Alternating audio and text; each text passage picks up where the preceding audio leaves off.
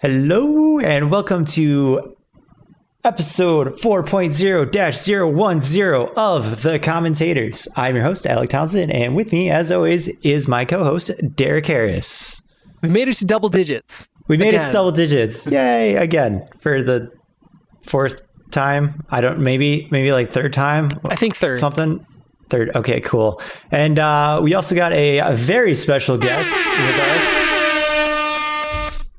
Welcome, Cam Charleston. What up, Cam? Hi. How are you, my friends? Oh, great. So great. good to have you back. It's great. It's great. I'm glad to be back. Glad you could finally get here. You have stumbled upon a podcast all about celebrity weddings, where we discuss the hottest and latest celebrity weddings. How about that T Swift wedding? Dude, what a... So, go ahead. The amount of money. No, you, please. I'm too sad.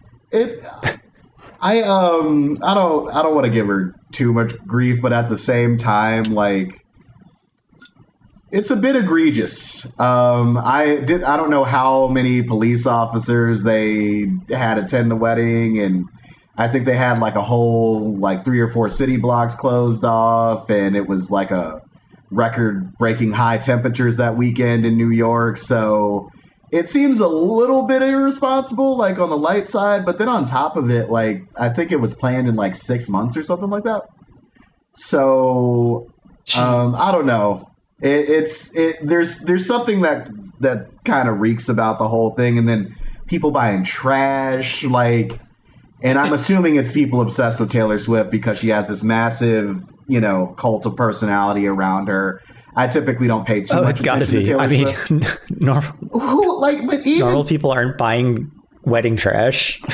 Let's see if we can even just... That's not a normal thing. If we could just recognize people in this helicopter shot. So I think Adam Sandler was the officiant, I believe. That is not Adam Sandler. No, there's no way Adam Sandler was the officiant. That is indeed not Adam Sandler. This is not their wedding. No, because the groom's a black dude. Oh shit! What is this? Isn't that Drewski over there in like the? I have no idea. On the left side, that looks like Drewski. I would not be able to tell you. I do not know what Drewski looks like or what Drewski does. That is not the circle. He's a comedian. Oh. He's friends with what's the boy's name? Kai Cenat or whatever. I also do not know who that is. I am super tuned into popular media, which would believe it. Would you guys believe it that we are not a podcast about celebrity weddings, but a podcast about video games and video game news and sometimes video game accessories, amongst other various topics. Most notably, not celebrity weddings, because clearly I don't know celebrities. Well, also... It's not my jam. There's zero media on this, so good for them. There's helicopter shots and a couple images, but I'm not finding much. Yeah, I was actually pretty surprised by that too, especially considering I think there was 1,200 people there or something like that. Yeah, man. I don't know, Yeah, I was about to say, I something's got to come out soon. But I do have a close friend. She is a Swiftie, and I asked her, I was like, what are your thoughts on this? She's like, I just want Tay-Tay to have her day, and I'm like, and on one hand, that's not wrong to feel that way because everyone does deserve their day, but when it comes at the expense of I don't know, the entire, southern... Half of New York. Yeah, that, I would say that's a bit. It does feel a little bit like a little bit of an ego trip. Obviously, I don't know Taylor personally. I don't think any of you guys do either, to my knowledge. I'm surprised. I do. Come up at some point. I do. You're surprised I don't know Taylor Swift. This man knows everybody, so I'm surprised you don't know Taylor Swift. Cam, the amount of times I've just been scrolling people's Facebook photos and I'll just see you just in there. I no idea you knew them at all, and you're just there. Or I'll be reading a Facebook post of yours and some people will comment on it that I haven't talked to for 18 years, but then here's Cam just friends with them, talking to them all the time. It's wild, absolutely wild. My brother says the easy same to thing get all along. the time. I appreciate that. Oh man. God, it's just you're a very social butterfly, Very and that is likable just dude. yeah, it's just not how I operate. So kudos to you on that stuff. So Taylor Swift, if you're listening, hit up Cam.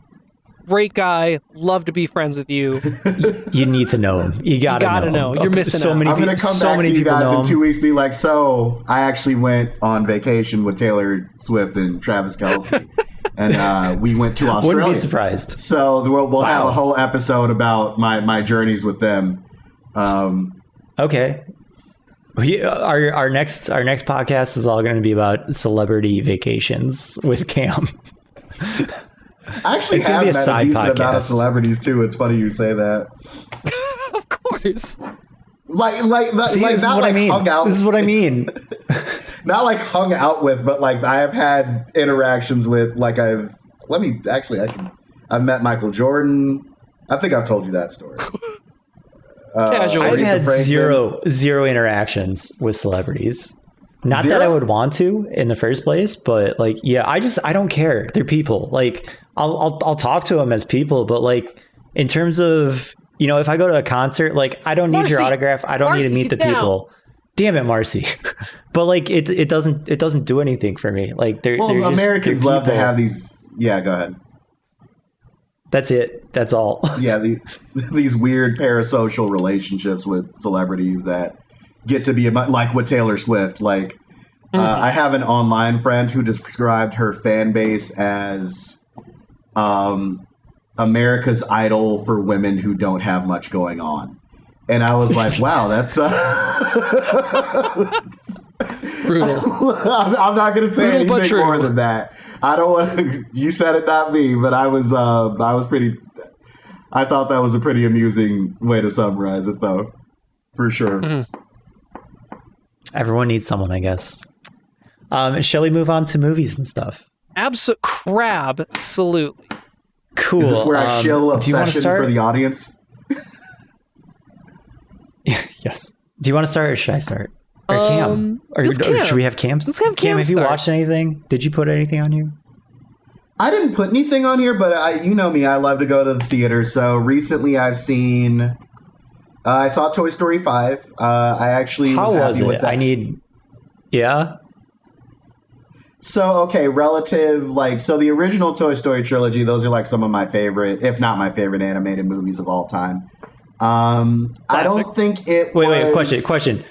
Go ahead. Toy Story 1 or 2? Which one was better? They're very close.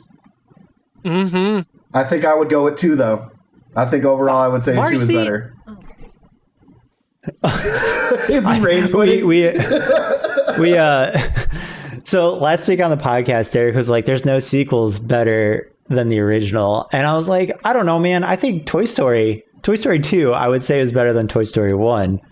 So it was a debate that we had. And I think they're close. They're close. Like, They it's not, are. it's not The a original is such a huge- landmark movie, but I do think the story that they tell in 2 in particular is very, very like emotional and hard. Like it's a very, very memorable story. Like, Jesse getting abandoned and all that stuff. It's a tearjerker for sure.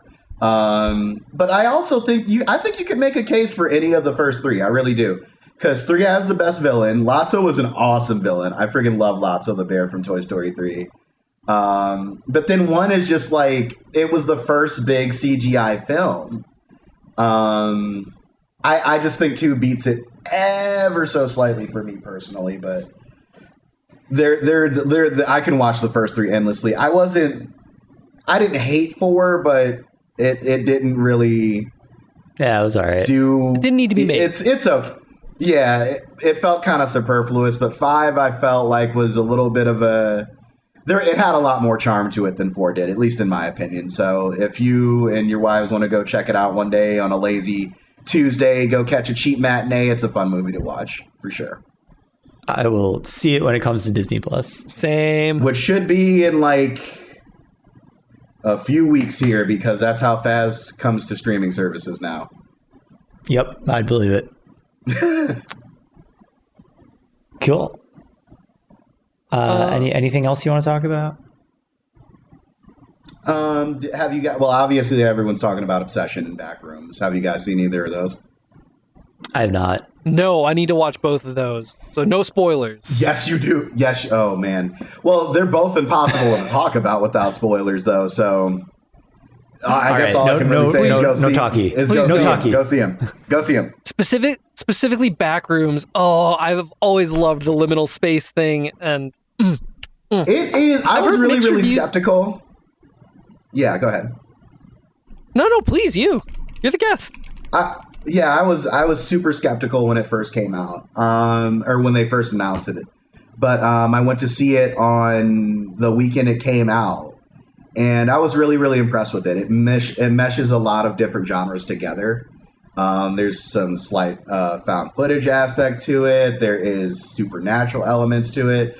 It doesn't end anything like you think it would, so it's fresh. It feels very fresh. And without saying too much about it, because it is a movie very much built around suspense and surprises, so I can't really say much more than that, but it's absolutely worth it. Actually, went on a date last week. She hadn't seen it before.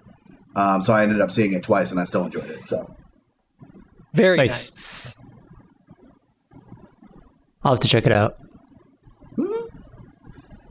All right, cool. Derek, go ahead. Yeah, so I actually watched a crap ton of stuff. First movie watched, B movie. Why? Why? I was in the mood. So here's the actual for Jerry Seinfeld as a B. I don't like Jerry Seinfeld. I love B's, but I am obsessed with specifically the fiance or the old ex-boyfriend, because that dude is 100% justified in every action he takes. His lady left him for a B, a B. As one does. He's just like, why is my life so difficult right now? Because it is. And the B is Jerry Seinfeld, so it's even worse. Oh, dude. Well, does Jerry Seinfeld exist? Isn't it? Oh. I've only seen it once, and it was eons ago. That's been a bit. That's the amount of you only need to see it once. Well, you've seen it. This is not the first time you've seen this, right? So the first time I saw it was a spoof of it where they played the movie, but anytime they say the word B, they sped it up by like 25%.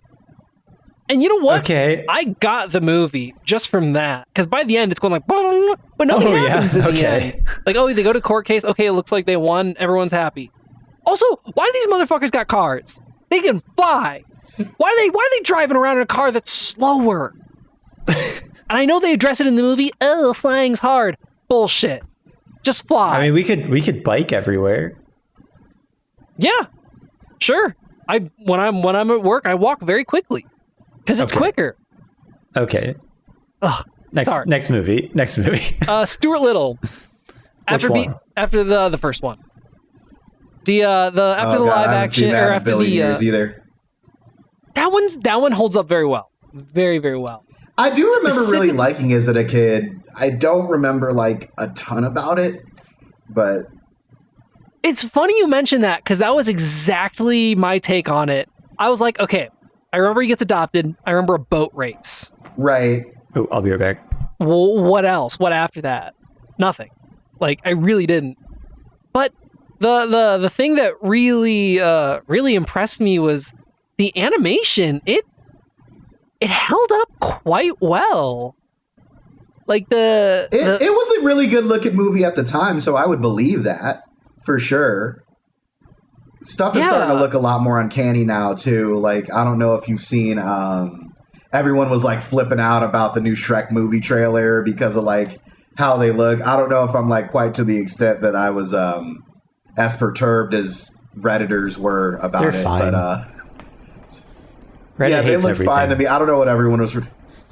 Well, Reddit does hate everything, and I don't know why I spend so much time there. I feel like almost part of it is like when I want to feel better about myself, I just go on Reddit and realize that I'm like, okay, maybe I'm not as poorly adjusted as I think I am. because like, you go on Reddit, these people are just pissed about anything and everything. It's so crazy. I'm like, how do you devote this much energy to being this miserable? It's so weird, dude. No, but we talked about the Shrek thing a bit ago, and it's fine. Oh, wow. Yeah, it's really black out not their that big of a difference. Now, when Sonic looked the way he did when they first showed that Sonic trailer, I understood that, but I feel like the internet almost like that was a victory we shouldn't have had, because I feel like ever since that happened, nerds have just become drunk with power and they think they can cyberbully anyone and everyone into their desires. That was egregious, though. That one was special. That one needed to change. No, he was. I don't know who would prove that. I remember I saw that first trailer. My jaw hit the floor when I saw what he looked like. I was like, no way. But ironically enough, those movies ended up being good. Or good enough. They were great. I enjoyed them. I haven't seen the third one, but I'm excited. Go watch it right now. The third one's the best one. Oh god. Oh god. Oh god. Like I'm gonna get rid of that. That one was necessary to change. Shrek was not. Shrek was fine. Yeah, they're better than the Mario movies for sure. Which I feel like, I don't know. I feel like I lost brain cells watching Mario Galaxy with my friends. I haven't seen Galaxy, but the first one was fine. It was what it was supposed to be in my mind. It didn't need to be anything. You don't play Mario games for the plot. You don't watch the Mario movie for the plot. Like, it's. I mean, I would kind of disagree. I would kind of disagree with that, just because, like, I don't know, like, and it doesn't have to be Shakespeare. Like, just do what Sonic does. Like, it has just enough game reference and just enough actual plot to get through, even though Jim Carrey kind of carries it a little bit. Like, Idris Elba's Knuckle is hilarious too. But I don't know, I saw the Mario Galaxy movie and it felt like I was just watching an hour and a half long commercial for a 3D Mario game that isn't even announced yet. That was what it felt like. And Star Fox also. For some reason Star Fox was in it. I still can't believe they did that. That was like the most random shit ever, but I was very excited. When I woke up that day and saw like Twitter blow up, I was like, this has to be fucking fake, because it was like right before April Fool's Day. And I was like, and I saw it was Jeff Keighley's Twitter. I was like, oh my God, this is real. So no, they're setting up for the Smashverse, 100% guarantee. They gotta fight. It certainly seems like it. Shigeru Miyamoto has kind of been like, well, don't necessarily expect that, but you already got Mario, Donkey Kong, Fox, you got the Detective Pikachu movie. If Sonic. They want to have third-party characters, Sonic has already had a movie. Yeah, and I didn't even catch this when I was watching Mario Galaxy. You know that part where they show Fox's ship? No. Apparently, it's like you'll blink and you'll miss it. But apparently, it shows Samus's ship as well. Yeah. Ooh. So yeah, I saw it. So apparently, she might exist, and there's rumors of a Metroid movie. She might exist somewhere in this Nintendo cinematic universe. I will say I'm very nervous about the Zelda movie. But I don't know. I guess the kid that's playing Link. The kid playing Link is in Game of Thrones now, I guess. I don't watch Game of Thrones, but my friends were telling me he's a good actor. He was in an episode the other night, so we'll see. I don't have much confidence. Shigeru Miyamoto's a genius when it comes to games. I think they kind of need to let him stay away from movies, though. I don't know if that's really his thing. I don't know if he gets that. No, man. Leave The Legend of Zelda out of movies. It's not. It's I hope you're ready for him series. to talk. You know he's going to talk, right? I know, and he doesn't. Alec's right. Yeah. It's going to be fine. Excuse me, princess. It's going to happen, bro. And I'm going to shit they're bricks 100% in going to theaters make that reference. If they don't, I want my fucking money back, bro. They need to do that. The other thing I watched was I finished the One Piece live action. Extra Chopper. Chopper. It was good. I enjoy it for what it is. If you view it as a One Piece thing, it's fine. If you view it as just like a fun separate experience, it's really good. So I never really got that far into the manga or the anime as a kid. I love DBZ. I love Fullmetal Alchemist. What? It's not that good. It's not that good. Say that it's not that good. It's okay. It's not that good. I don't think you can say that on the air. I feel like you're gonna. I did. You're gonna. I did. I will. I have read all of One Piece. I have watched 100-something episodes of One Piece. Okay, I am up to date on One Piece. Do you actually know? And like, it's okay. It's okay. It's worth it's decent enough to read. It is amazing in some parts. But like that's all sandwiched in with a bunch of like, Oh yeah. With a bunch of filler nonsense. Haven't they not even found the Grand Line yet? No, they've been there. They got there very early. Yeah. I was about to say. But no, somebody told me they hadn't found the Grand Line yet. I was like, dude, it's been like 25 years. Like, how do you move the goalposts for that long? But you're right, Alec. The bits that hit the filler is filler. You take, as a One Piece fan, you take that on the chin. Okay. Oh man. I'll watch it sometime. Yeah, honestly, you don't need to. Okay. What is Chainsmoker Cat? Okay, whatever it's called. Freyin or Fruin, whatever it's. Yes. Freyin? My brother likes it. My brother likes it. Nope. It's good. It's really good. It's kind of cozy. Everyone's saying that, so I've been saying, I need to start watching it, but it'd be nice to dig into something new while I'm home during the week. The weekends I've been exploring, though. Twin Cities is cool. Mm-hmm. The last thing I watched that I really wanted to chat about, Chainsmoker Cat. So this is, you might have seen images on it, which is the specific reason I watched it. I saw a Reddit post of some like clips, some scenes. It is about a chain-smoking cat, like a cat girl. At first I was like, oh, this is just one of those dumb fan servicey animes. And yes, it is. And then I started reading some of the comments, and someone's like, well, no, it's actually a really interesting depiction of depression and addiction. And then other people were saying, well, it's like, hey, this actually helped me felt seen as someone who struggles with like alcohol addiction. And then other people were saying, well, no, it's just gross and horrifying. So I was like, okay, well, I don't know what this is. And it is all those things. It's almost hard to watch because it's like gross and weird and fan servicey. I don't know. Is this the one where the cat girls are smoking weed together? I think I saw a clip of this the other day. That does happen, and then sometimes sometimes one of the cats is shooting up, and then other times some of her cigarettes land in a dog turd, and she's like, "Well, I don't have enough money, so I guess I'm gonna smoke those." And you're like, "What? Who is this for?" Like, well, that's what I'm trying to figure out.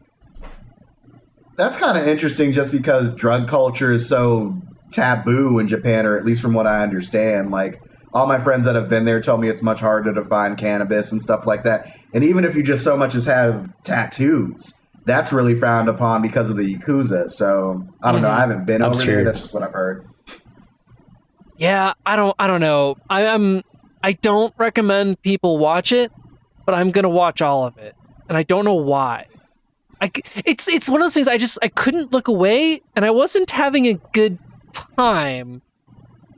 But for some reason, I'm gonna watch all of it. So I'll check it out if I have time. Yeah, this is not like one to watch with Jen. No, yeah, no, I got that. I got that already. My Jen was like, "Oh, that's interesting." I'm like, "No, this is not for you. It's not for me." Oh man, I always forget you guys' wives have the same name. Yes, they do. One of my coworkers listened to this. He's like, "Wait, do you both? Are they two Jens? Because you're saying like conflicting things about Jen." I'm like, no. Yeah, they're different. We really need like some kind of moniker for each Jen. All right, one of them can be Nervous Jen. That doesn't work. What else do you got? Jen Alpha, Jen Beta, Jen. Maybe. Come on, man. They're both beautiful. Jeez. One can be Jesus, the other can be Christ. No, that's weird. Okay, yeah, that's all. Okay. That's all I got. What you got? Dude, we are so canceled. We're like, we probably we're canceled before we started. It's fine. I've accepted it. We haven't even hit the I- 30-minute mark, and we're canceled. Yeah, no, we said much worse. I got Jen to watch 4 horror movies over the course of like 3 days. Nice. And I started with Ready or Not 1. And I swear I've seen this movie before. Like it was so weird. Both Jen and I were like, we finished it. I was like, I feel like we've seen it, but there was stuff that like was completely new at the same time. I don't know what it was, but I know we talked about it last week. It's Ready or Not is the one with the chick that looks like Margot Robbie but isn't. Right? Yes. Okay. Yeah, she gets married into this family and they have to play they have to play a game. But if you draw I've seen it just too. one Would you like to card. play a game? Okay, yeah. If you draw one card, the hide and seek card, the family has to like hunt you and kill you. And then they made Ready or Not 2, which both Jen and I were like fascinated at the idea of how do you find yourself in this situation again? Same. And marry his cousin. So we watched it the next day to get these answers. Which I gotta say, the way that they did it, I kind of like. Yeah. Like it was understandable of how she got into the situation again. It was like you said last week, it was more the first. So if you like the first one, I think you like the second one.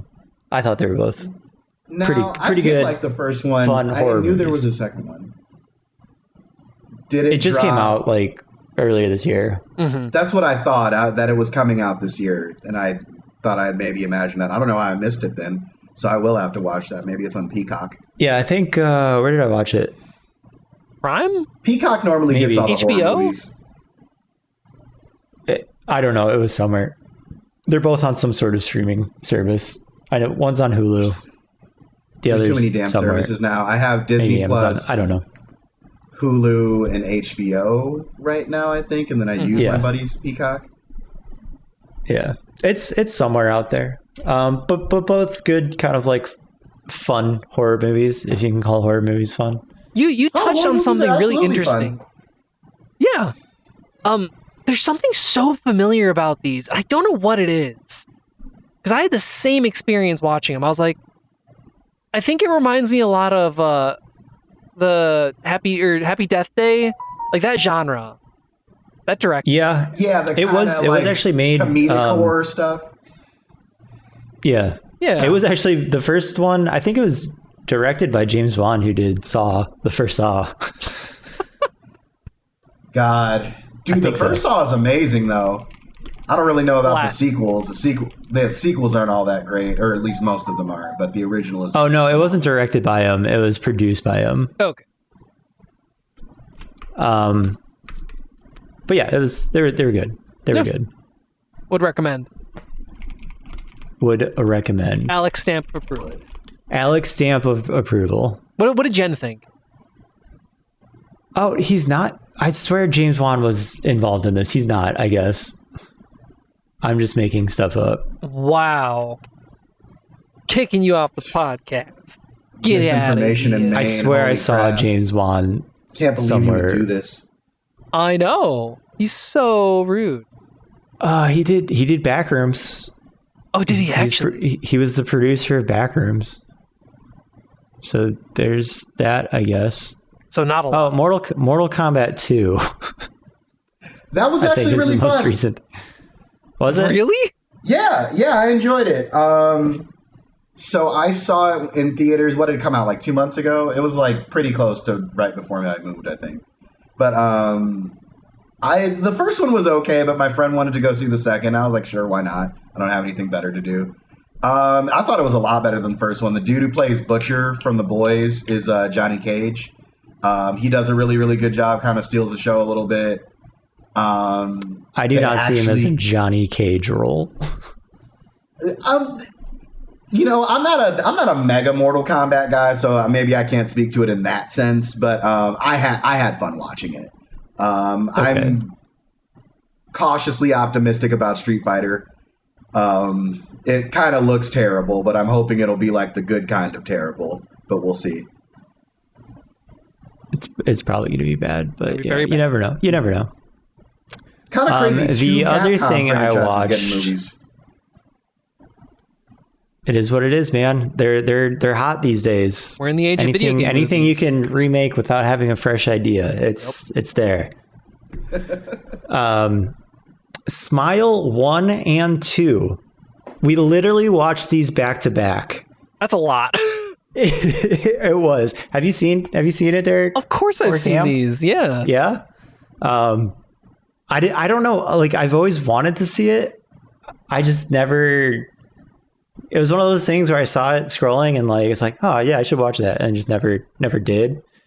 And then we were looking for a movie yesterday, and I was like, "What are we watching, Jen?" And she's like, "I don't care." I was like, "Horror movie?" And she's like, "Yeah, whatever." And I'm like, "Oh, now's my chance."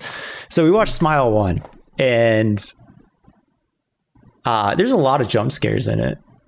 Yes, there are. But you know what? I was okay with, like, they weren't cheap jump scares. Yeah. No, there were. Like, I was actually. The best one is the one where she's in the car and the lady, like, contorts her face. Yeah. Oh, that was like the best one. That was really good. But I feel like I don't want to talk about this because I feel like the less you know, the better it is. Yeah. But the premise, it's the very start. Like, these people smile, like creepy ass smile, and they haunt this lady in a sense for Smile 1, and eventually Smile 2. Like, it's the same thing. Like, there's this person that all these smiley people are haunting. I would say the first one I think was scarier. It had more of a kind of creepy, suspenseful vibe. The second one, faster paced. It still had scare. It was still scary, like scary-ish. Still had some really good jump scares. Like, and I don't know how to describe it. I think because a lot of times a jump scare is coming, but like there were some where they like really reeled you in, and like you were just like kind of like, okay, yeah, and you let your guard down, and then the second one is just an incredible sequel. I thought it just starts off strong. Like, it starts off maybe a week or two after the first movie ends. And obviously, it's not even. Yeah, apparently there's a short. Laura Hasn't Slept, and it's the girl at the beginning of the first one. Yeah, it's like it's really good. I think like an 11 or 12 minute short film, kind of like. So you can see that. I haven't watched that, but I want to find that somewhere. It's good. Check it out. I watched it too. I cannot wait to see what they do with 3. Obviously, you saw 2, so you know. The ending to 2 would seem to heavily imply they're going to make a third one. I can't remember if it actually formally announced it. It got announced like 3 weeks ago that there's going to be a. Oh. So yeah, but I don't think it's not going to be the same director. Oh shit. Well then, which I feel like his directing style is pretty distinct. Kind of, yeah. Mm-hmm. But yeah, if it's not the same director, I don't know about that, man. Well, I guess we'll see. But yeah, we'll see. It could still do. I wonder if they're even going to go with his idea then, because the ending of 2 deliberately sets up the premise of the next movie. So yes and no. Yeah, I think I think either way, you could let it hang. You could let it sift out. Oh my god! I swear to God, if they back out of that ending, though, I'm going to be so mad. That would be so. It was so lame. It was a good psychological mindfuck for sure. Yeah, no, that was a really cool. I don't know if you can call it. It was good though. But it was. I would highly recommend for horror fans. Be ready to be jump scared a lot. Cool. Before we move on, Alec, if Jen's in the mood for a horror movie, talk to me. Talk to me. Talk to me? Talk to me. With Don One Cheadle? of my favorites. I gotta. Like, do you want me to text you? Give you a call? Yes, I want Jen to talk to me. No. Okay. It is one of my favorites, and it's in that same like. It is horror, but it's not horror. I think this is one Jen might enjoy. So why I recommend. Okay. It has creepy pictures. Fun premise. Okay. I will keep that in mind. Onto Music Box. Music Box. Ba-do-do-do-do-ba-do. I don't know why I'm doing a stinger. It does it. So first thing. I don't know if we talked about it. T-Pain's getting into dubstep. Really? Yeah. So a few months ago, I saw an Instagram post where he met up with Subtronics and I think Excision and a bunch of like the big name current DJs and was like, "Hey, teach me dubstep," called like a dubstep summit or something. Excision is still current. And then a few days ago, absolutely, he's not cutting edge, but he's current.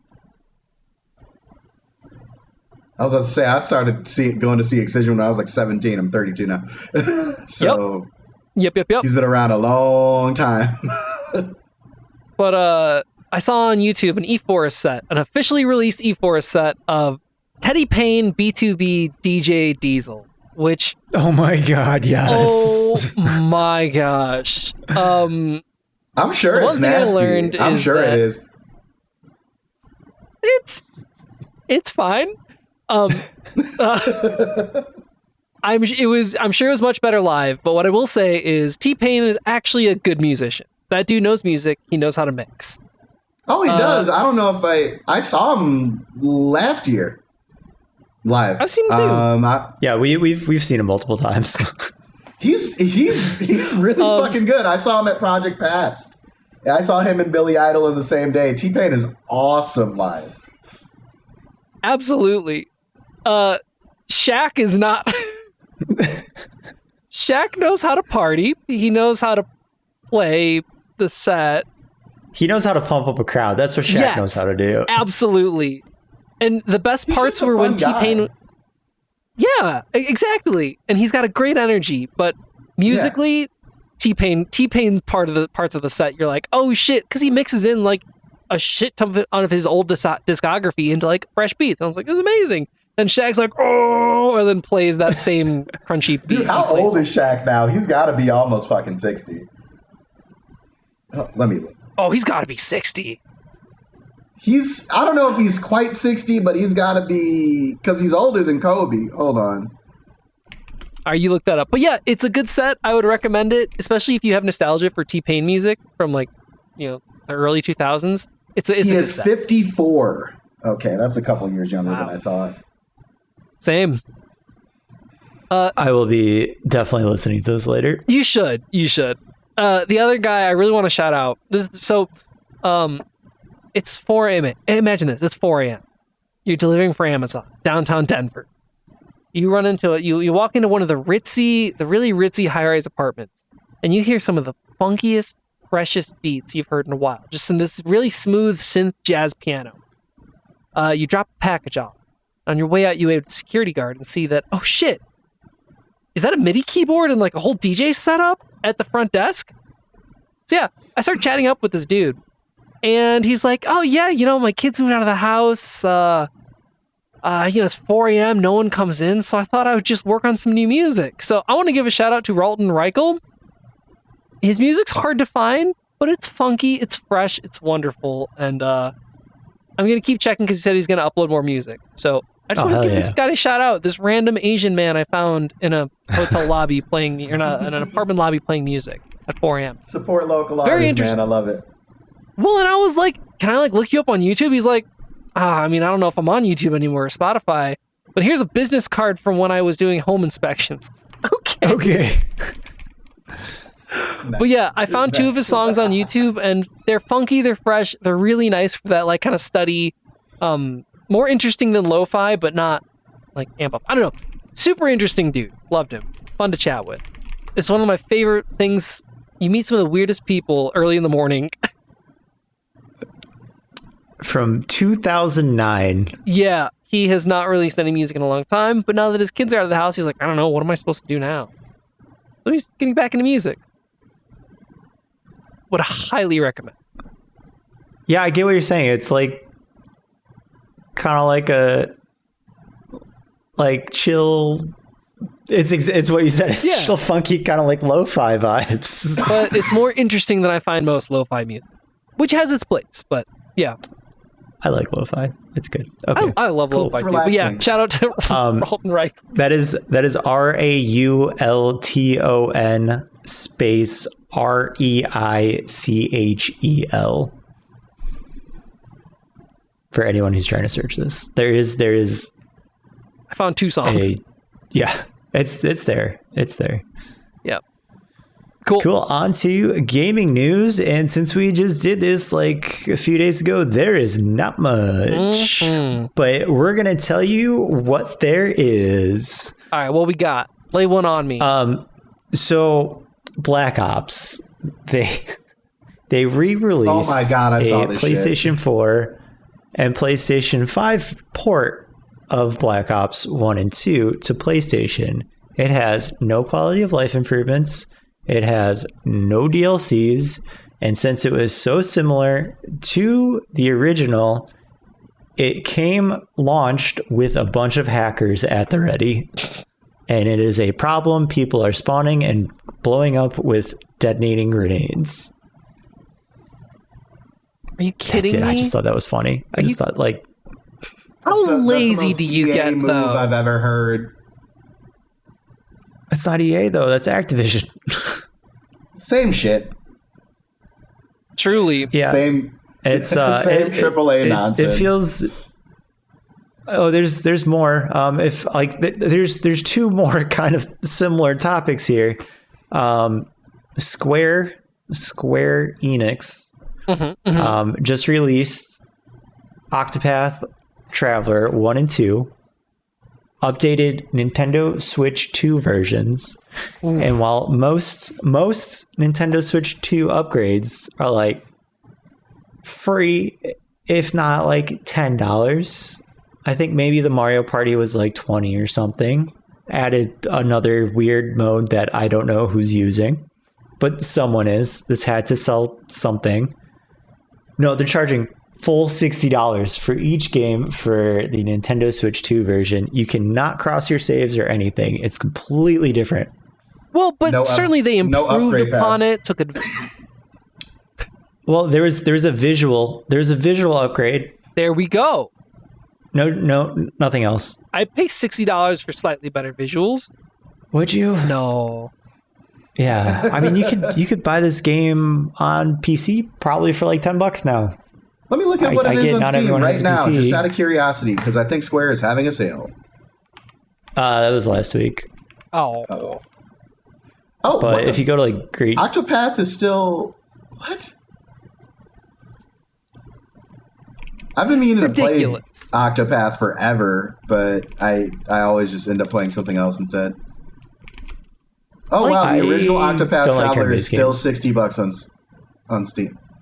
You said you don't like the Octopath games? You can get it right now. You can get the bundle on the eShop, the Switch 1 bundle, for $45. Whoa, there we go. But this is just great. Or you could pay $120 Switch? for both of them. Does it what? Does it run at 60 frames per second on the original Switch? Oh God, no. No. I think that maxed out at 30. I was about to say very few things run at 60. That's true, but I figured since it was pixel art, it might have a small. I don't know, but there's a lot of stuff. It is HD pixel art. That's true. But then also, friggin', I remember when Ninja Gaiden Ragebound came out, they had to patch in a Switch update for Switch 2 owners later that was free. But that was basically a 16-bit side scroller. And it is an awesome game. If you haven't played Ninja Gaiden Ragebound and you're into that, play it. It's super fun. And that shit was like 30 FPS on the original Switch. I'm like, bro, it's literally like basically a high resolution Sega Genesis game. What do you mean you can't run this at 60 frames per second? That shit My is phone such a can run it potato, bro. Yeah, I mean, technology, man. All these systems in place and stuff. You're expecting hardware from 2016. I don't know when did the Switch come out? 2013. So yeah. No, was it? No, it came out in 17. So we're almost at 10 years. Because it came Breath of the Wild and Mario Odyssey with the first. Yes, we are. It doesn't feel. I didn't get mine immediately either. I was basically only playing retro stuff for a long time, and then I eventually got a Switch and a PS4, like 2 or 3 years in. God, the first like PS4 games I got were like Street Fighter V and Final Fantasy 15, and I was like, I loaded them up. Oh, are you? What are these? Do you have plans to get Token? Token. Oh, Marvel Token or Tokan or, I'm not fully decided on it yet. So when does it come out? It's October, right? I think August next month. Oh, it is next month. Yep. So it's I call it Marvel minus Capcom. So it's a 3-on-3 or 4. It is. Yeah. It's 4v4, but you like share a health bar. Yeah. So when I was at Frosty Faustings at the beginning of the year, which is this FGC tournament back in Chicagoland, and I was talking to some people. I was like, "Yo, I'm interested in Tokan. Like, what are your thoughts on it?" Because they had played it somewhere, and everyone's just telling me that it's like kind of stupid simple. I don't know. All the people I know that have played it have not been particularly impressed with it. I'm still interested in it, but I'm a little bit more.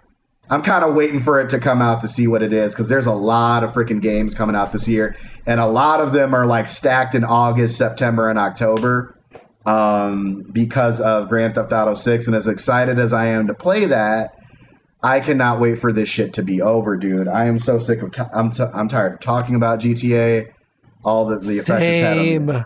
It doesn't even feel like an actual game. It feels like a social construct. Because that's like how long. There's still not even gameplay for it, and it comes out in like 3 months or 4 months. Dude, we've had I've met 3 people in my life who are excited about this game. Everyone else is sick of it already. I mean, my tattoo guy brought it up. Did he actually?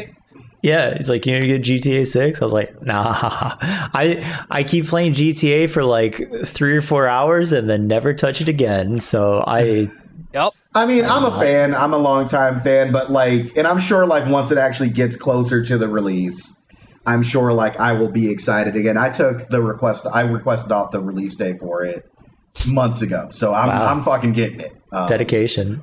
Well, I did that because I didn't want to just call in. Because obviously, if you call in the day, I work in IT. They know exactly what I'm doing if I call in. You know what I mean? That's fair. We all play games and shit like that. So I was like, I'll just request it off. But we've been talking about it for so long and speculating about it for so long that it just feels exhausting to discuss at this point. There's a lot of other stuff I'm looking forward to this year, like Phantom Blade Zero. That's coming out on PS5. I'm super excited about that. Ocarina of Time remake. Please, Nintendo, don't fuck this up. Please don't fuck this. Please don't they fuck got this it. up. I trust them on that. I got confidence in them. People have been speculating about an OOT, like a real OOT remake for a while now. So we'll see what they do. Just in September, you got Onimusha. I'm super excited about Onimusha getting brought back. So I got that pre-ordered. Control Resonant looks good. My friend, her mom gave me a gift card today, and I used that to pay for my copy of Wolverine on PS5. So nice. So the friend gave me a $200 gift card before I moved, and I was like, I cried when she gave it to me. And then her mom sent me one today. So they have sent me $300 worth of Amazon. Yes, these people have straight up paid for my habit for like 4 or 5 months. That's nice. So nice. It is very sweet. So I text them, I'm like, I love you so much. But I'm looking forward to that. You got Fire Emblem coming out. What else? I don't know. There's other stuff that Marvel Token. Marvel. That freaking Black Game Flag Freak just game. came out. What is it called? The Game Freak game coming out. Beast of Reincarnation. The one that doesn't look like shit. Is that coming out this year? That comes out in 2 weeks, bro. Oh, does it really? The previews dropped today. August 4th. I was reading it. And people are saying Dang. it's good. So I might have to go ahead. 2 days before. Yeah. So I'm going to have to slam through Black Flag. Yeah, I was. I'm gonna start that after we get off, probably actually. But I got that. I was playing Gunstar Heroes with my buddy through NSO. I forgot how fucking hard that game is. Jesus Christ, that 5-phase boss fight on the 2nd level. Good God, brutal. Oh, this game I don't looks think sick. I played it. Beast of Reincarnation. Beast of Reincarnation? Yeah, dude, and it's like what Game Freak can do. When they actually have time to make a game and not have to shit it out like every 18 months like they do with Pokemon. So wait, where's the Pokemon? Oh, there's a giant Pokemon. It's a it looks like just a dog though. So I was skeptical of it, but I was like, I'll keep my eye on it. So I guess there was some type of press event this week, and I guess a bunch of people got to play the first few hours of it. And literally, like, all the previews for it have been like absolutely talking it up. So I'm probably gonna get it. So that comes out in 2 weeks. Then you got Marvel Tokan. Something else comes out in August too that I'm forgetting about. It is pretty packed. Yeah, this next 3 months is packed. Also, Dustblood Switch 2. I'm excited about that. Hopefully, we get the news on the network test soon. I'm hoping to hear about that. Nintendo is going to Gamescom, so I'm imagining we'll have more info about that in Zelda soon-ish. What else? They'll do a Zelda Direct. Oh, also, if you guys have not played Mina the Hollower, if you guys like into indie stuff, play. I haven't beaten it yet, but play Mina the Hollower. It's so good. It's so I want to play good. it, and I know it'll be good because I like Shovel Knight. I'm so put off by the 8-bit graphics. Are you actually? I do not like pixel graphics. I don't. What do you mean? I don't know what it is. Graphics? I don't like pixel graphics. It turns me off. And like Shovel Knight was a great game that I got despite the pixel graphics. I enjoyed it. It was, once again, but it's not even like HD 2D. It's like legit retro style, like 8-bit. Yeah, and that's what I don't like. Yeah, dude, I'm actually with Alec on this. You were born in 1992. What do you mean you don't like I was born in 1992, and that's what the graphics were. They were pixel graphics. We have evolved as a gaming society to not have pixel graphics. Dog, at least do 16-bit. That's my thing. Like 8-bit's just so bad. I would prefer if it was 16-bit, but I think it's a really, really fun game. I was playing it like right before I moved, and like I was playing it for like 3 or 4 weeks. So I was like, I got ADHD, so I just need to like switch it up periodically. So then I started playing through Elliot, and then I'm gonna try. I've never played Black Flag before. I've only played the first. It's so good. It's so good. So I'm really, really looking forward to this. But and for the most people are saying it's a better remake. I know it's fairly. Aside from the combat, it's mostly 1-to-1, I think. We'll talk in a couple of minutes. Let's finish. Let's slam out this news. Slam it out. Oh yeah, sorry. Slam out this news. Apparently Rockstar has baked into its contract an opt-out version of crunch time, which basically says we do not have to follow the laws unless you ask us to follow the laws on overtime. How? What? Yeah, no, so elaborate, please. So basically their contracts say that crunch time is going to happen. So I think you have to get permission, or like they have an employee has to accept if they're going to work more than 10 hours past the 40-hour maximum.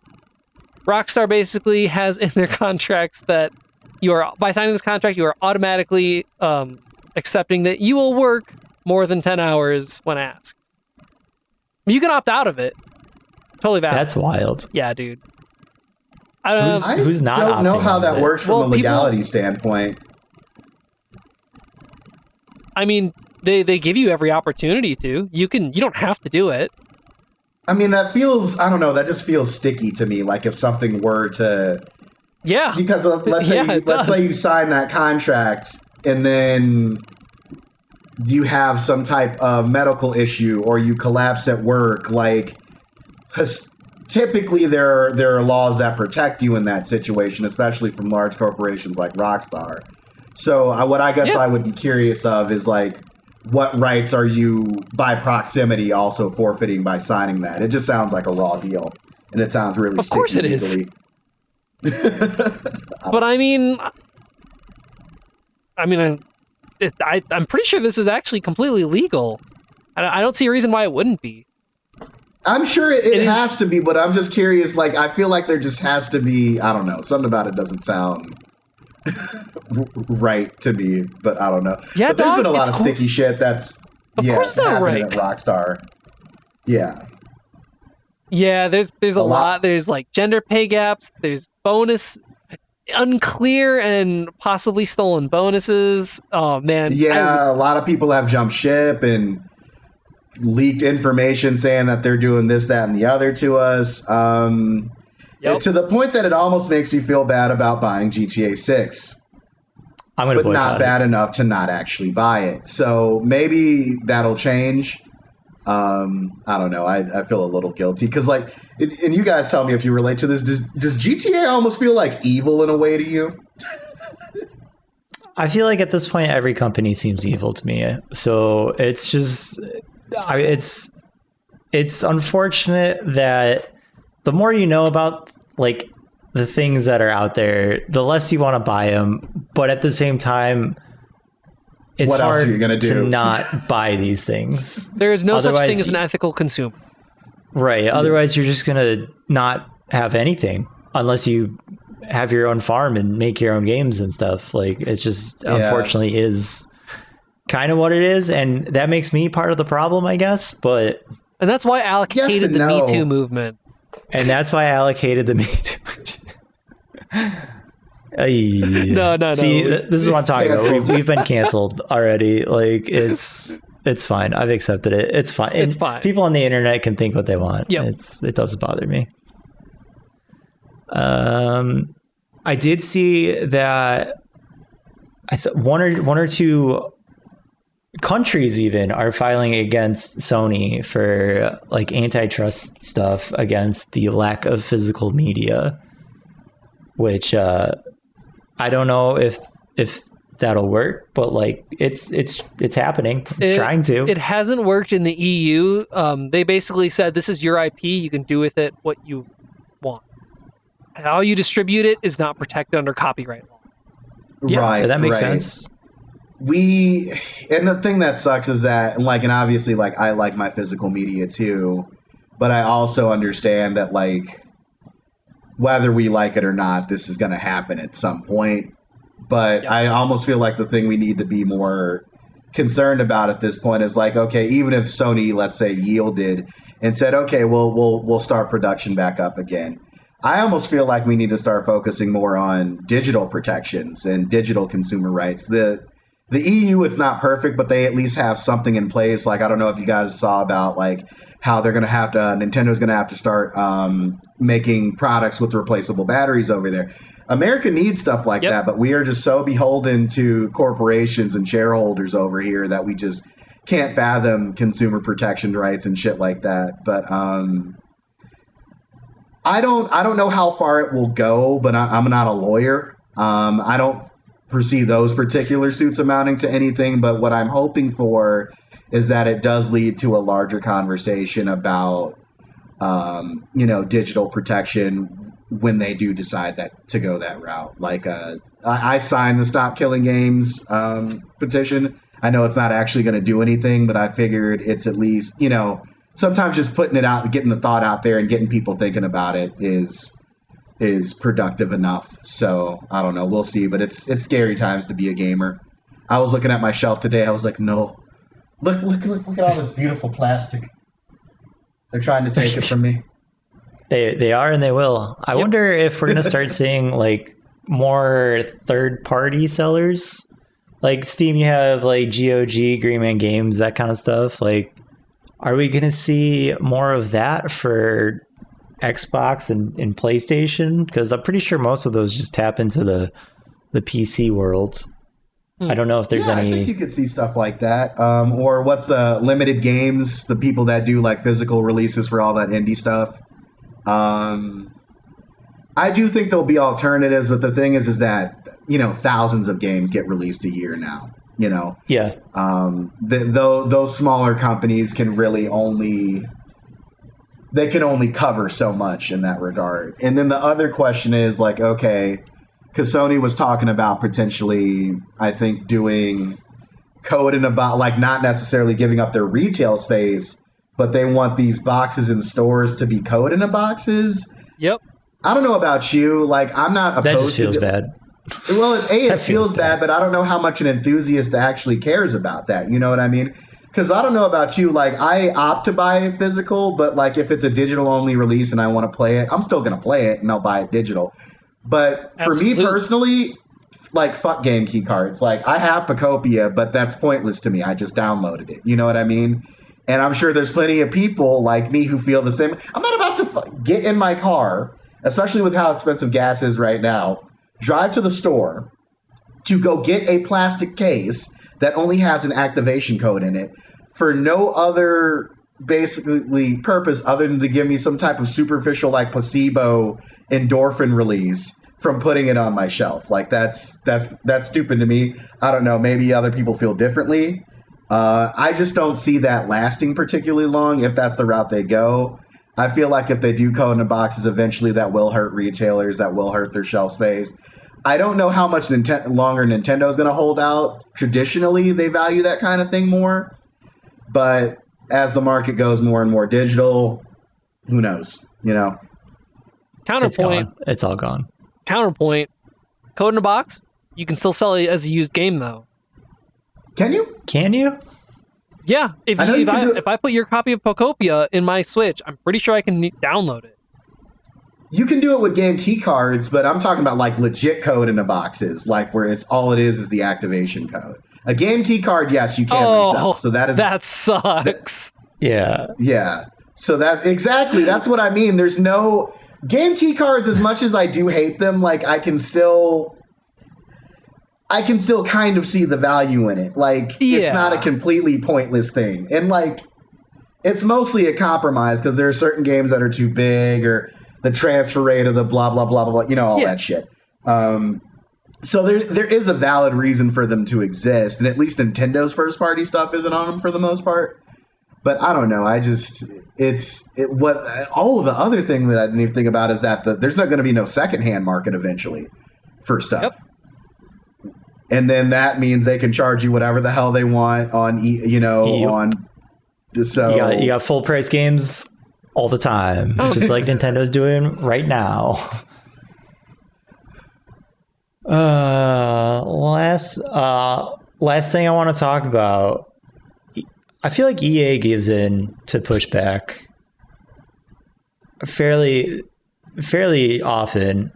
So apparently there were microtransactions in the College Foosball's 27 for a single player mode. Yep. And the internet, brought their pitchforks, and EA actually responded to it and removed said microtransactions, which, like, good for them? Question they're mark. only doing it because they didn't hit in the wallet. And they've had a few things underperform. It works. If you boycott this stuff, it works. But you have so many people that are just throwing money towards all this shit. Well, that's why boycotts, at least for stuff like that, 94% of the time don't work. But every now and then you'll get a victory like this when people actually... But people have to actually vote with their wallets. Like, for example, like Star Wars Jedi Survivor. Now, I'm one of the suckers that did buy it at launch because I liked the first game. That was one of the first PS5 games I got. That game underperformed, even though it was a Star Wars game, because it had an absolutely trash-ass launch. So it seems like since then they've been focusing a little bit more on actually making sure they're shipping a finished product since then. But wow, yeah, good for that. Yeah, imagine shipping a game that's actually finished. Like, That was always my Yeah. fear when DLC was a thing. I was like, yeah, we're going to call it DLC now, but eventually we're going to get to a point where they're releasing games that aren't actually finished, and then like 3 months after they sold it to you, they finish it for you. So I don't know, but but I just forgot. EA just got bought up by the Saudis, didn't they? Or did I imagine? Yeah, that's what I thought. Nope, that happened. We talked about it. Man. Well, I'm not going to say too much about Saudi Arabia live on the air, but I have my concerns. I'll just Yeah. I have my concerns about that. I think part of the problem with EA specifically is the stuff they do is always so egregious that people rally more so behind it. Like, truly. That's true. Yeah, And they've been like I such guess. a big. They're probably besides. Well, actually, Rockstar is based out of England, right? Right? No. Yes. Europe somewhere. Yeah, I can't remember, but I want to say if you're talking about over the last 2, 3, 4 decades, EA is probably the most prolific American publisher. Like, aside from like Microsoft, if we're talking like third party. Rockstar's American. No, GTA 6 is not being developed in America. They have an American studio, but I don't think their main one. I thought Rockstar, how it was with that, they were based out of London and then they moved over. I don't know. I could be wrong about that. I mean, their headquarters is in New York.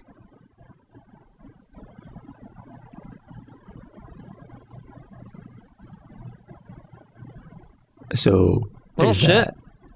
Anyway, all right. Let's talk about games we played. Derek, you probably have the least played. So would you play anything? Oh no, man! I actually I played Marvel Strike Force. No, I played nothing, Okay. Marvel Strike Force is nothing. It's a trash game for trash people. and I still play it. Me too. It's nice though because there's nothing to do anymore. So But there's so much to do. there's so much and nothing at the same time. There's so much nothing to do. I really stopped caring about like 80% of that game, Yep. and my life is better for it. So It's cool to see your fun character numbers go up. yeah, exactly. And they don't really even do that too much anymore because the oh god, the gates are just so restrictive. I don't know what to call that, but No, at the gates is a moment- good word. Okay. Have I played anything else? No, No, absolutely. you wouldn't play Maybe Rivals of Ether with me, so it's fine. Play Mina. No, so the two games I'm currently playing are Rivals of Aether and then Black Flag. I need to play Black Flag. Oh, it's one of my favorite games of all time. Top 2 or 3. Really? I love the original dude. trilogy, so Pirate's Life for me. yeah. So I'm very much looking forward to Black Flag. Assassin's Creed, I could give or take. Black Flag, masterpiece. I just like pirates. Well, everyone, right, so that's a pretty dig deep universal into opinion. this. Go ahead. Right. New season of Marvel Rivals came out, Ooh, and I've actually been playing like way too much of it. I went on a massive losing streak. classic. And then followed by a massive winning streak because Marvel Rivals matchmaking isn't rigged in the slightest bit. But it's more Rivals. They did change it a little bit more so than other seasons. Oh, okay. Where you can choose your team up ability. You don't need the other character on your team to actually have the team up ability. So everyone has a team up ability. But if the character is on your team, that ability is enhanced. Okay, that's a good middle ground. Yeah. It adds for some wonky little combos. It's almost like a perk. But I think it adds a nice kind of different layer to it. And you don't necessarily need to get those team ups. You're not forcing anyone into playing something that they might not want to play. Yeah. So it's kind of nice for that. Also been like going hard into Rivals of Ether 2. I still suck at it, but it's great because I can feel myself improving just little by little. Hell yeah. And I keep killing myself still because I don't know, Fleet I was never good at edge guarding in Smash. and Fleet is like made to edgeguard, so it's been a struggle for me. I've killed myself so many times. I want to get into Rival so bad, but like every time I've been invited to play it, I'm like, dude, I don't really play hero shooters, just so you know. I suck. And like, no, it's fine. And then you get in the game and they get mad at you for sucking. And it's like, well, bro, I was honest and forthcoming about my lack of skill in this department, and now I just don't want to play anymore. You know what I mean? Oh, I'll play with you, man. Yeah, play with Alec. I just enjoy playing this game. So like, even if you suck, even if we lose, like, and especially like that is the one thing. Like, I do not care about my rank in this game because the ranked is trash in Marvel Rivals. So like, it's really hard for me to get upset over ranked because it's in my eyes, it's not necessarily a competitively balanced game, but it's a super fun game. Yeah. Right. If you ever want to play, man, I'll play with you. Yeah, dude, I would love to. Also, I totally forgot. Another big game I'm looking forward to. I was curious if you guys are going to get it. I don't have an Xbox, but I am going to get it on PC.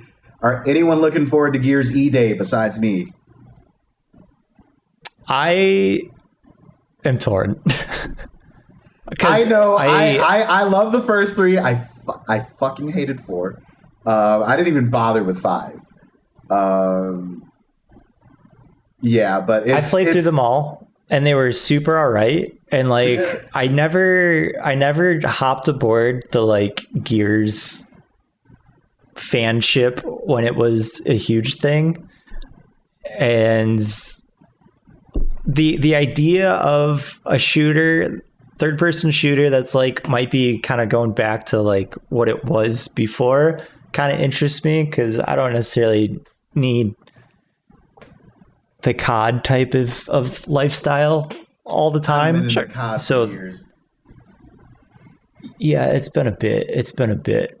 But at the same time, I feel like I'm going to get this game, play it for like 3 hours and then just never touch it again. Unless there's another global pandemic. Well, the key to Gears, pandemic. You have to co-op it with people. Gears is an experience meant to be had with other people, and that includes the campaign. So the original Gears of War 3 is like one of my favorite multiplayer shooters, and I'm not someone who's a big shooter guy, but I've always really, really liked Gears, you know, and like shit like GoldenEye back in the day and stuff like that. But generally speaking, I'm not a big shooter guy, but I do love me some Gears. So I was just curious if you guys are. I really don't care about the Gears campaign. Like in the slightest bit. Like I would be playing it more for the multiplayer aspect than anything else. Because I'll play through the campaign. Sure, it'll be fine.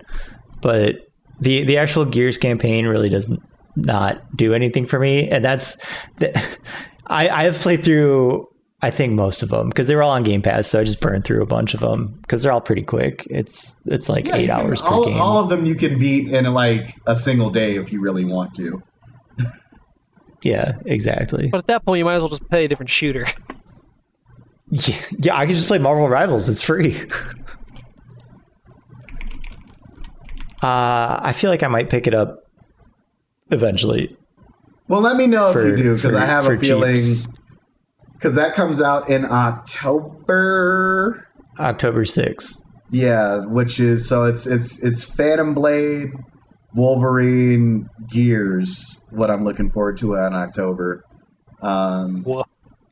Wolverine September. Oh shit, yeah, it is. You're right. I don't know. Everyone's like being like Wolverine's gonna be like the best action game of the year. There's like 4 action games I think look better than Wolverine. It'll be all right. It'll be all right. It'll be what it is. It'll be fine. It looks like a fun character action game, but people are like jerking the game off really hard, and I don't really understand. Like, and I like I like Insomniac. Like, I like the Spider-Man games. I loved Spyro as a kid and Ratchet and Clank and shit like that. But like, I remember when they showed the footage of the state of play, I was like, this looks like every character action game I've ever played before, like basically rolled into one thing. I mean, it's an Insomniac game. I'm not expecting anything more than that. I'm expecting a super bloody Insomniac game, and that's fine. It is surprisingly and that's fucking gory, though. That is what I want from it. I don't want anything more from it. Like, that's fine. Spider-Man was great. Miles Morales was more Spider-Man. Spider-Man 2 was more Spider-Man, and that's honestly all you need. Like I honestly, that is the one, 3 one Spider-Man series, games I don't need more. don't even feel like separate games. They feel like the same game that got split 100%. into 3 sections. 100%, and I'm not even upset by it. Yep. No, I'm not either. They're fun. That's fine. They're fun games. Oh shit! I forgot. Before we go, if you did not, Lego Batman. Hey, we still got to talk about Black Flag. What you got? Legacy of the Dark Knight, Lego Batman. I played that earlier this year. It's fucking awesome. Little easy, but it's awesome. I could never get into Lego games. I've heard such good things So about it's the Lego not games. really. So have I. So it's not actually like a traditional Lego. The old Lego games were like couch co-op, like platformer beat 'em up. So this game is actually like a mix of Lego and like the old Arkham games. So the original Arkham Asylum is one of my favorite games of all time. So imagine that and Lego kind of mixed together. Yeah. It's not quite as challenging, but it is. Be on the lookout for it if it ever goes on sale. It's pretty good, and I really like For Batman. sure. There's a lot of fan service in it. Lots. I believe it. I feel like that's what the Lego games are, is just Lego fan service. Well, it's good for children and adult and parents. Like it's a good Yes. combination. I'm honestly trying to get Jen to play it's some great Lego for me and the games. I think kids. Jen would like them. Yeah, Great she for me and the won't. kids. She won't do it. She won't do it. All right, let's talk Black Flag, right? Black Flag. So I never played. He's got it. He's got it for ready. the traitorous company that's getting rid of our Not even physical a real games. disc. It requires internet. So you got a Black Flag all PlayStation games, if you get what I'm saying. Yes, we support pirating every game forever. Okay. You can't say that. You can't say that. I didn't. I said you got a Black Flag. Okay, so full disclosure, I never played Black Flag when it first came out because A, I was burnt out of Assassin's Creed at the time. Yep. And B, traditionally don't really pirates not my thing. No pirates for this guy. Yarr. I support local governments and taxation. So this is my first dive into the seas of the high. What do you think, me baby? It's really good. I actually am enjoying it.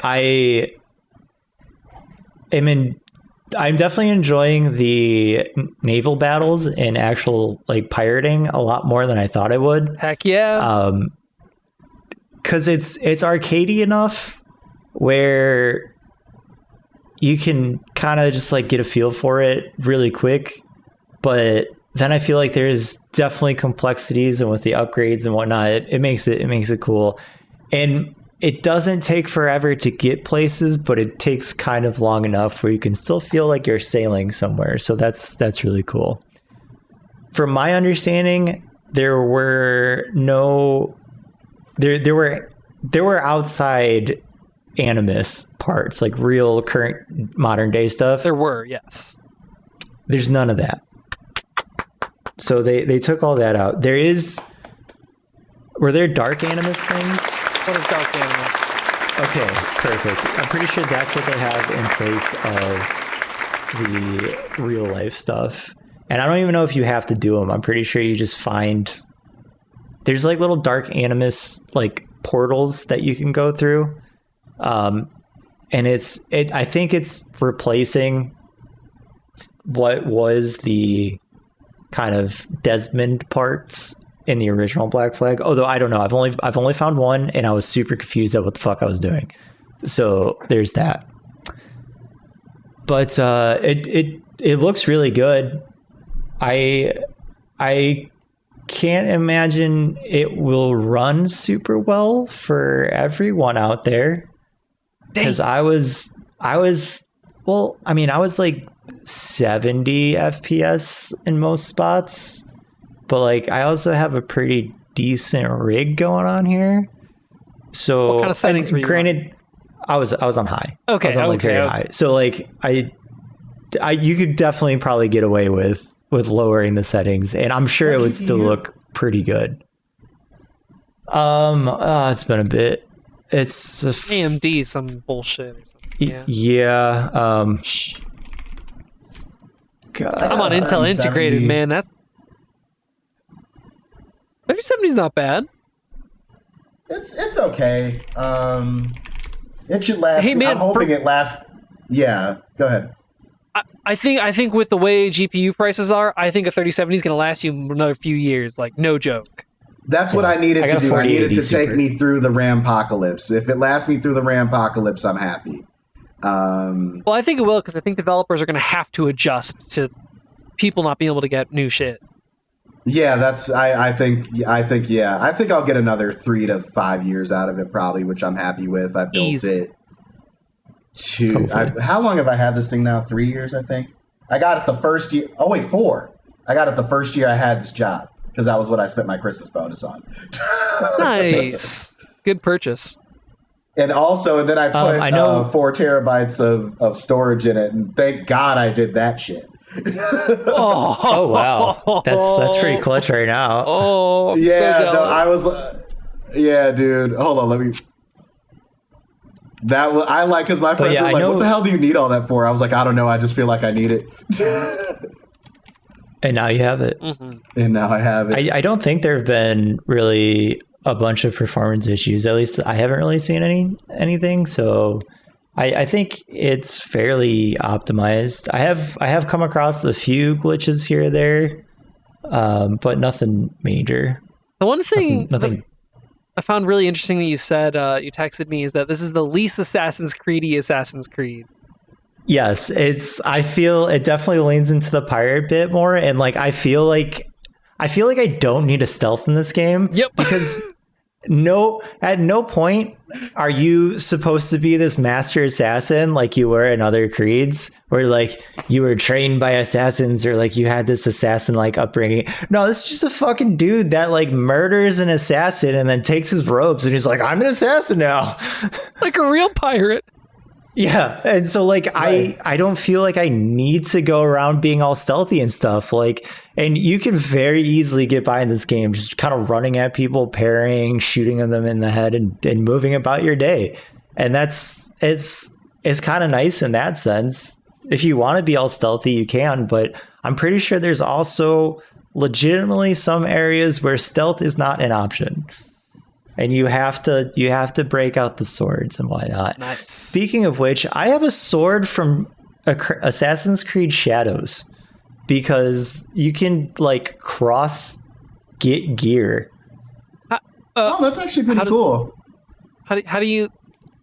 So there's a separate, and it's still in-game currency, but there's a separate like Animus shop where you can go into the Animus and use like that currency to buy gear from like other games. So you can get like different outfits, and like you could get the sword. Like I have a sword from Shadows, or you could get a sword from what was the Middle Eastern one? I can't think of it. Whatever. Snakes. Assassin's Creed Snakes. It was from Assassin's Creed Snakes. You can get the sword from that. It's just a snake. You just whip a snake around, and it just bites onto people. Oh wow! Yeah, that's a cool feature. You can get sales from like there's Ezio sales, and it's just Ezio themed sales, like kind of weird stuff like that. Okay. But yeah, I'm pretty sure they've made some quality of life changes too. Like, I don't think you necessarily have to go around collecting everything if you don't want to. Oh. And you can still. I'm pretty sure I looked through the achievements. I have not found a collect everything list, but it also makes it super easy to go around and see what you need and what you're missing. Because if you like hover over the island, it'll say like there's 6 secrets. Oh yeah, I think the first one did that. People seem to be positive on it. The reviews I said that basically it's mostly the same game with different combat, but they streamlined it a lot more, which probably works better for me personally. Like I played like the first of 3 Assassin's Creeds, and I do like those games a lot. But beyond that, I never really was all that.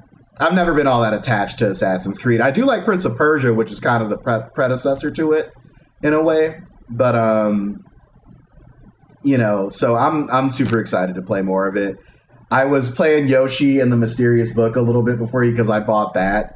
It actually is kind of interesting, but I think I'm feeling Assassin's Creed more right now, so I'm probably going to dig that through that.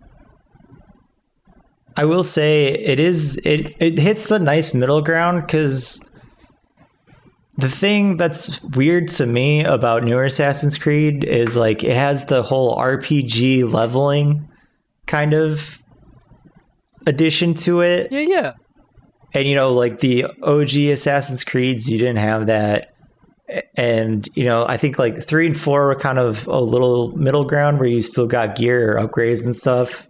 So I think Black Flag, like you still have gear, you can still get better gear, but there's no leveling system. There's no talent. You can upgrade, your ammo pouches and stuff, and there's minimal crafting, and that's fine. There's stuff to upgrade. That's fine. But you don't have to. The biggest complaint I had with Odyssey is you had to literally grind out levels to be any sort of relevant, or buy their level up pack. XP boost. Yeah, that just felt bad. But yeah, it's good. I have not felt the need to purchase any of the $85 worth of DLC that is available, and I think that was overblown for sure.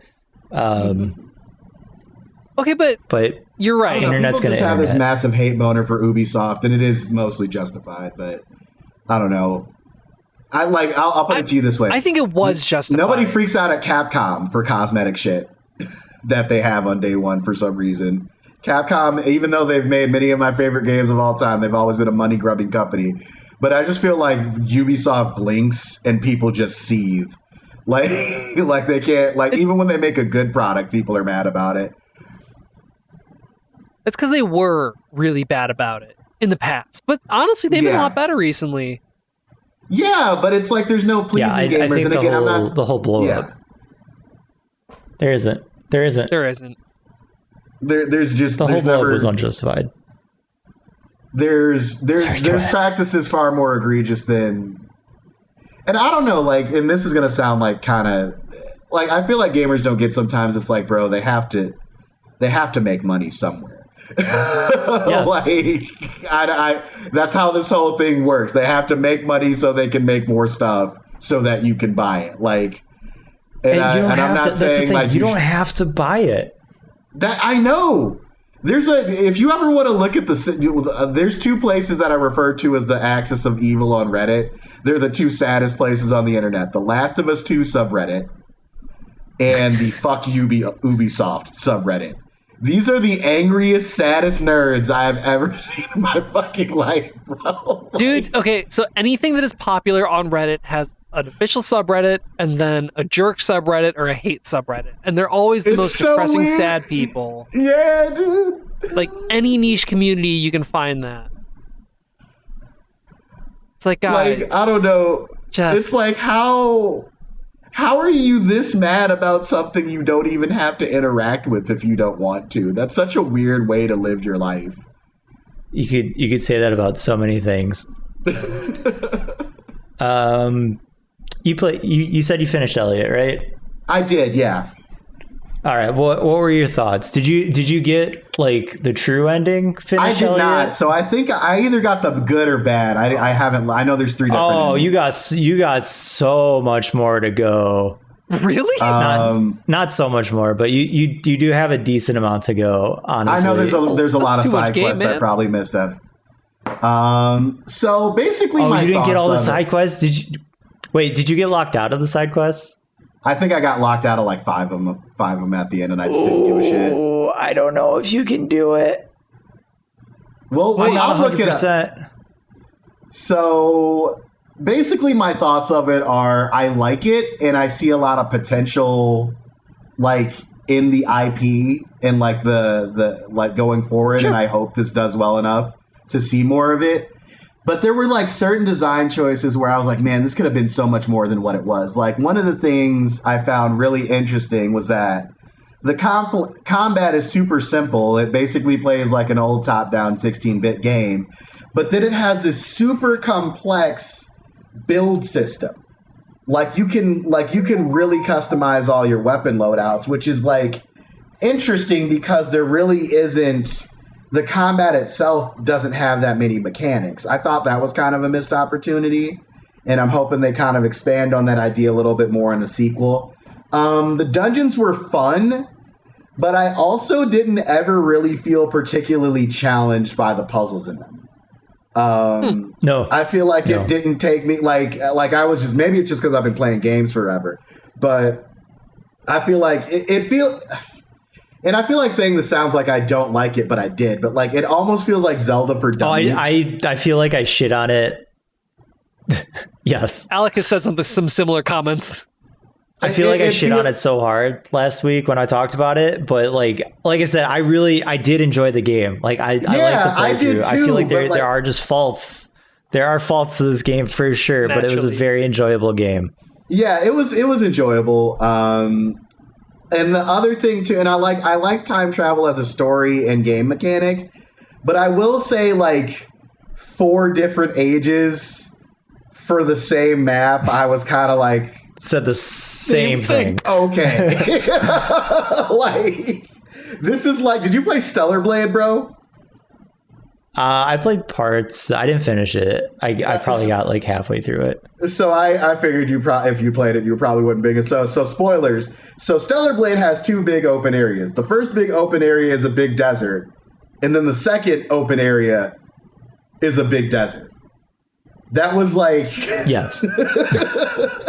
What a reveal. That was kind of what it felt like towards the end of Elliot, where I was like, bro, even like the map isn't that big. It's probably about the size, maybe even a little bit smaller than like the map in Link's Awakening or some shit like that. So like it makes it feel more redundant than it should.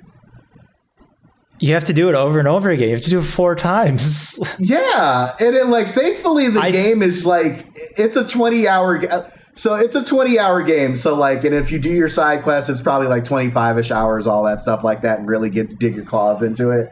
But I will say, if it was like a 40-hour game and they had padded those 4 maps out, I'm not sure I would have liked it as much.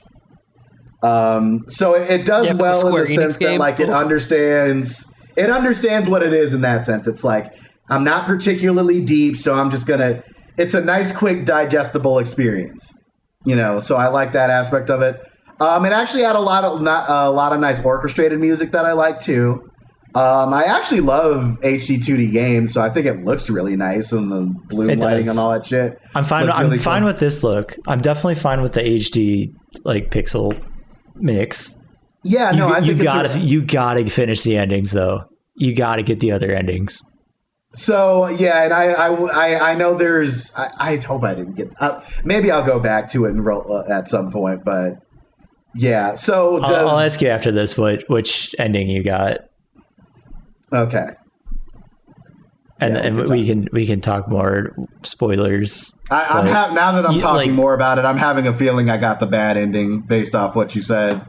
You probably, if you think you got the bad ending, you got the bad ending. Because I went through it the first time and was like, I think this is the bad ending, and I was like, yeah, that felt pretty bad. This is probably the bad ending. Well, I'm used to bad ending like someone's like dead. That's usually like the tell all. Oh shit! I guess I inadvertently spoiled something. Anyway, whatever. I mean, just go ahead and strike that. I didn't even say that. Someone edit that out. Someone can be dead. No, I ain't striking shit, dog. I don't think that's really. I don't think that's much of a spoiler. Someone doesn't die in one of the endings is not a spoiler. Yeah. Although someone does die. Oh, someone does die. Yeah. So he's wrong. No. So anyway. Doesn't matter. Move on. Yeah. No. I agree with kind of what you said. Like, it's a enjoyable, good game despite its flaws. Definitely worth it. Yeah, that's pretty much my opinion. I don't know. I really enjoy the top down. And apparently hope it they does well updated enough. at least the Steam version where you can turn Faye off. Nice. I'm wanna do surprised that, I if you didn't don't mention. wanna hear Oh it. my fucking god, bro! I put her on the reduce setting. It doesn't help. It doesn't do It doesn't anything. do anything. She still talks so much. I was like, dude, she doesn't shut the fuck up. This is crazy. Like, and it's like, and it's not just story beats. It's like every little. And the thing is, like, my buddy was like, "Is it like Atreus?" I'm like, "No, Atreus gives you puzzle solutions. This motherfucker is just talking. She just like regardless You if should it means use your anything, shield like, sometime. right?" Oh my God, Elliot! shut up, we Faye. need to get through, but maybe we can't right now. We should go Oh, sounds find like another- something else to do. Sounds like a very, very similar Zelda fairy or something weird. Oh, it's worse, she's- man. It's she's worse than Navi, 300 dude. times Navi's worse not than even that Navi. bad. 300 Navi. By modern standards, Navi is. Oh my god, I'm actually nervous about that in the remake. So help me God, if Navi is fully fucking voice acted and acting like Atreus in the fuck. I'm There's for no. it. I'm here for it. No. I'm here for it. I'm so here for it. I No. want Have you this guys fairy to seen be the- so obnoxious. So it's funny, like right before it actually got announced, there was this meme video going around where it's like, if Ocarina of Time was made in 2026, this is before the remake gets announced. Did you guys see this shit where it's like Navi won't stop talking and they're like, oh my god, these motherfuckers have willed this into existence. Like, and I do think the game will probably be good, but I could honestly see Nintendo going overboard on that one and totally making like Navi just obnoxious as shit. I don't think they will. I don't think honestly, so. I'll be real with you. It'll be fine. It'll be fine. They've been so one of the big debates right now is it a 1-to-1 remake? I personally don't think it's a 1-to-1 remake. It's not. I think they've been being secret about it because it's not. Every I other think one they've- was one. Yeah, They very much so alluded to it not being a 1-to-1 remake. They have kind have, of but- said as much. yeah, but There's and no they way it's a also, 1-to-1 like, remake. I don't think so, but like they've been so tight-lipped about it, which is not what they typically do for their remakes. But like, I was watching Kit and Krista. It would not surprise me because he's going to talk in the movie if he talks in this game. We'll see, but I would not be surprised if Link finally talks in this game. No way. This is going to be a Breath of the Wild style remake of Ocarina of Time. I hope not. I don't think it'll That be. would honestly, I would not buy it. If it was Breath of the Wild style, I will not get it. I think it will be an animation style. I don't think it'll be style. quite. I think it'll be I will not something in get it. between. I think it'll be like. I think it'll still have traditional dungeons and shit like that. But I do think. No. I The dungeons will be the same, yes, but I'm talking movement, art style. It'll be Breath of the Wild. think they're gonna go That's for fine. something in between. I think it's gonna be like bigger in scope, but still probably have like a point A to B structure, which in my opinion is what it should be. I do like Breath of the Wild too. But I don't think Ocarina of Time should become Breath of the Wild. I don't think that's the way to approach it. But we'll see. Is my They're sword going to- gonna break? No. No. No. If There's there's no anything, way. Okay, I guarantee then I'm you fine There's it with won't. no it. way. But they're going to Gamescom next month. So last year when they went to Gamescom, they had their whole holiday lineup. So typically how you know if Nintendo is about to announce something is if you go on their app and they almost anytime they have a mysteriously blank week on Nintendo Today where there's nothing lined up, almost always this week is like that. So I'm like thinking like there might be a Dust Pledge trailer or some shit like that. But the whole month of August is like mysteriously clear. So I am thinking at some point they're going to blow the lid off it next month is my guess. They're going to do and it they might wait. for sure. Yeah, I mean, they might wait until September, but this game is supposed to come out this year. So they can't wait that much longer, you know what I mean, to say something about it.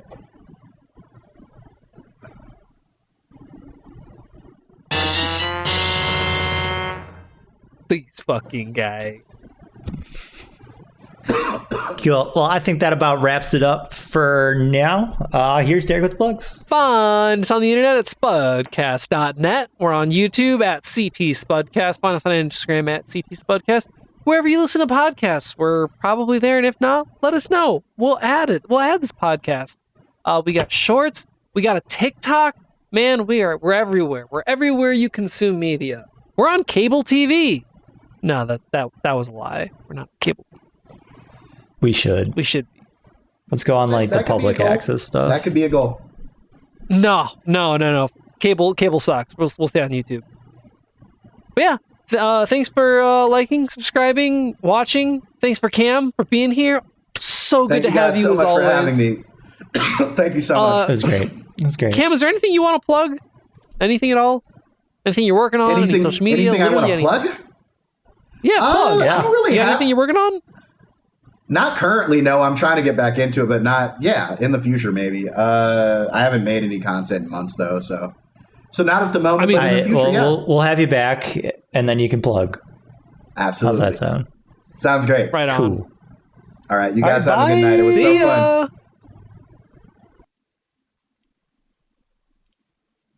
Motherfuckers.